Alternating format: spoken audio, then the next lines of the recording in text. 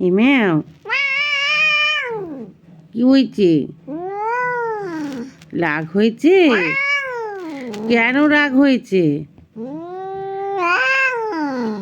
আচ্ছা কেন রাগ হয়েছে? আচ্ছা বাইরে যেতে দিইনি? এক্ষুনি কেন? এখন কেউ বাইরে যায় না, ঘুমিয়ে পড়ো। লক্ষ্মী ছেলের মতো ঘুমিয়ে পড়ো তো। না ঘুমিয়ে পড়ো, লক্ষ্মী ছেলের মতো, লক্ষ্মী ছেলের মতো ঘুমিয়ে পড়ো।